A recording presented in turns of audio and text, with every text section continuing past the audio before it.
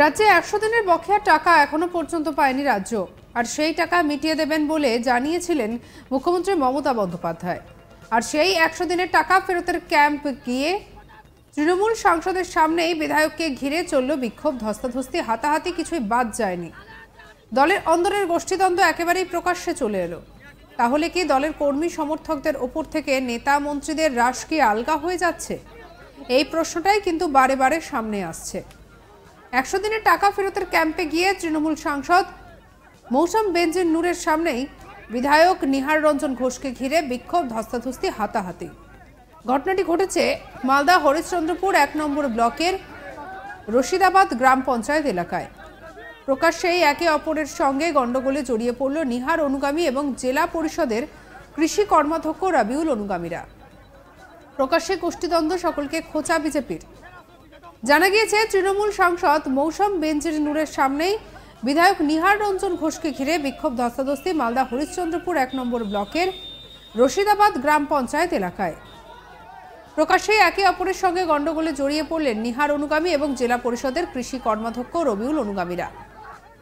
কর্মী সমর্থকদের গন্ডগোলের জেরে এলাকা ছেড়ে পালাতে বাধ্য হলেন তৃণমূল নেতৃত্বরা। যদিও নিহার এবং মৌসম দুজনেই এই ঘটনায় মুখে কুলু পেটেছেন। রবিউলের দাবি, দল বড় হয়েছে তাই একটু বিশৃঙ্খলা দেখা দিয়েছিল, কিন্তু কোনো ধস্তাধস্তি বা হাতাহাতি হয়নি। কি বলছেন মৌসম বেনজির নূর, শুনবো। বলছি দিদি, আপনার চোখের সামনে বিধায়ককে ধস্তাধস্তি করা হলো, এমনকি টানা হেঁচড়া করতে দেখা গেল, কি বলবেন এই ব্যাপারে? আমি কোনো কমেন্ট করব না দিদি।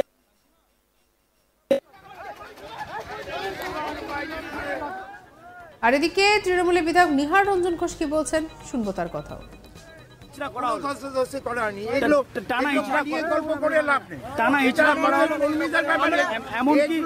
কোনো কিছু করা হয়নি, এটা আপনারা মন গড়া কথা বলছেন।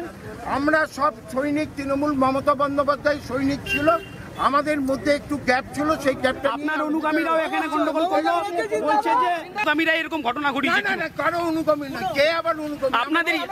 আপনাদের একটাই নেত্রীর নাম মমতা বন্দ্যোপাধ্যায় আর অভিষেক বন্দ্যোপাধ্যায়। বলছি তাহলে আপনাকে কেন ঘিরে বিক্ষোভ দেখালো? কোনো ঘিরে বিক্ষোভ, আপনাকে টানা হিচড়া করতে দেখা গেল। যারা আমাকে কোনো এগুলো মিথ্যা কথা বলবেন না, আমাদের ফুটেজ আছে, আপনাদের ওগুলো ফুটেজ আছে।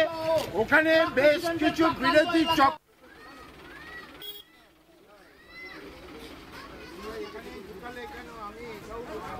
এদিকে জেলা পরিষদের সদস্য রবিউল ইসলাম কি বলছেন, শুনবো।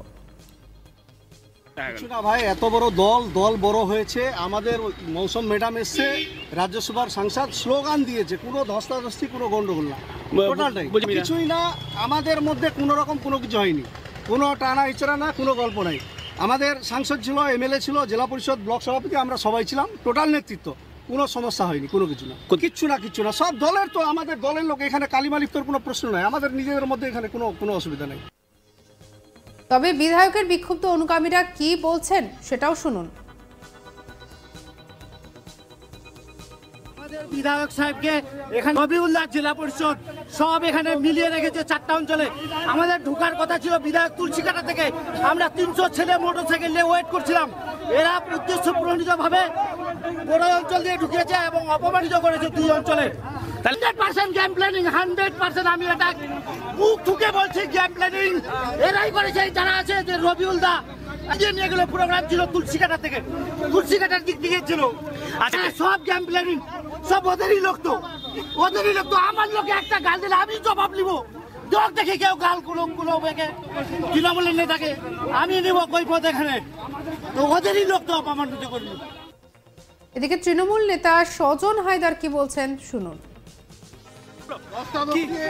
হয়েছে ঠিকই, হয়েছে। এই যে পঞ্চায়েত ইলেকশন হলো, এই পঞ্চায়েত ইলেকশনে টোটালটা বিরোধীর হয়ে কাজ করেছে নিহার রঞ্জন ঘোষ।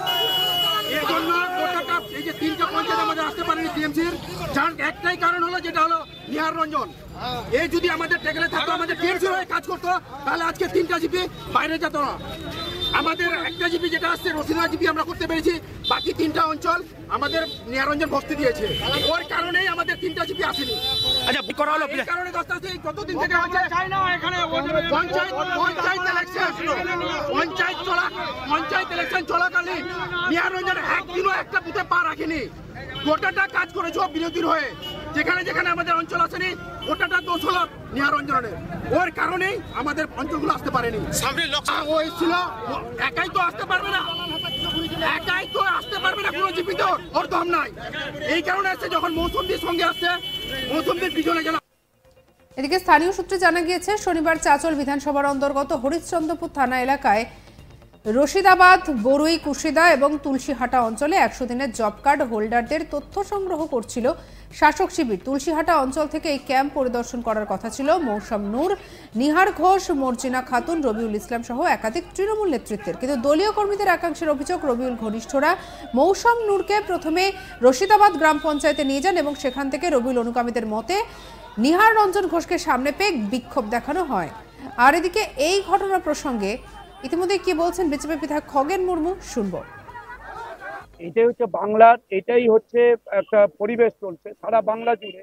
মানুষ যেমন হচ্ছে যে তৃণমূল কংগ্রেসের সমস্ত লুটের বিরুদ্ধে মানুষ যখন রুখে দাঁড়াচ্ছে, তখন তৃণমূলের মধ্যে একটা অংশ যারা চায় না এই সমস্ত লুট হোক, এই লুটেরাদের তৃণমূলের মধ্যে যে সমস্ত লুটেরা আছে তার বিরুদ্ধে তৃণমূলরাই আজকে হচ্ছে রুখে দাঁড়াচ্ছেন এবং প্রতিবাদ করছেন।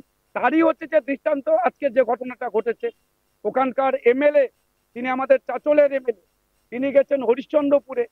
আমাদের জেলা পরিষদের তিনি এক কর্মাধ্যক্ষ, তাকে ঘিরে যে দ্বন্দ্ব হয়েছে, অর্থাৎ এটাই হচ্ছে তৃণমূল কংগ্রেসের সংস্কৃতি। এরা চোরেদের নিজেদের যে অংশ, চোরেদের মধ্যে কে কত টাকা লুট করতে পারে, মারতে পারে, এটা নিয়ে বিরোধ তাদের মধ্যে আছে।